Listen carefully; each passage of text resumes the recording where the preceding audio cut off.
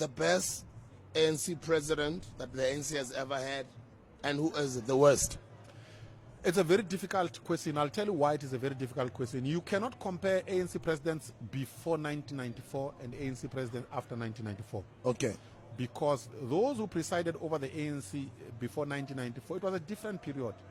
And they actually didn't get the opportunity to be tested as presidents of a country. Or maybe should I ask it and say, I'll put it this way. Country presidents, okay. Look, without a doubt, Nelson Mandela was the best president of the ANC and of the country. Why? He took over South Africa at a very difficult time. When we made the transition from apartheid to democracy, there was national anxiety. There were white people, some white people even left South Africa thinking it was doomsday. But what did he do? He brought black people and white people closer. He didn't divide us further. And it was not easy. We could have murdered each other, by the way. Remember when Chris Hani was murdered? Yeah. It is Mandela who prevailed. There was a mood on the part of black people to go to war. Mandela prevailed upon black people and said, you shall not go to war. And he brought black people closer. And he brought white people also closer. So Mandela was by far the best president. And leading a country is not about managerialism per se. It's about having the confidence of your society. Your society must walk behind you and believe that you are leading them in the right direction, and Mandela did. Thabo Mbeki must give him credit. He was the last best president of the ANC. Why?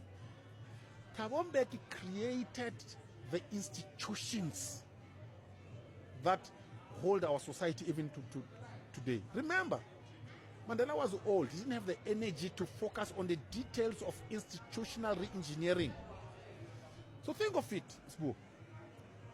When 27 April 1994, a month later or so, there's a new government. There is a Department of Police of Venda and Gazankulu and KwaZulu and all of. There was no single one. There was no single department. Someone had to imagine these institutions and create them from scratch and nest them into institutions that can hold a democracy together. That was the role of Thabo Mbeki.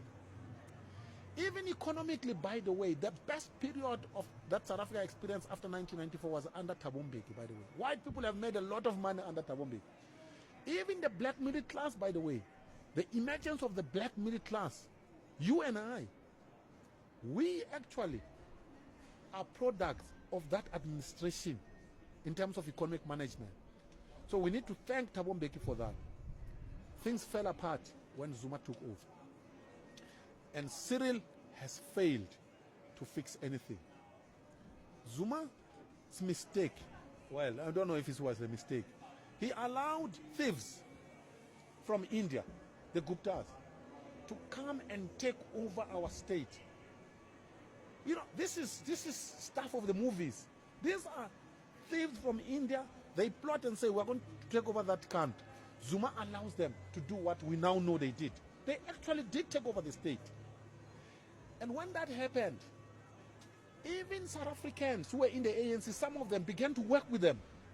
And what did they do? They actually weakened the institutions that I was talking about. Just look at what they did. They looted state-owned enterprises. They weakened all our public institutions to the extent that as the public, we began to lose confidence in our public institutions. Cyril's role was to regenerate that confidence in public institutions. He has failed dismally.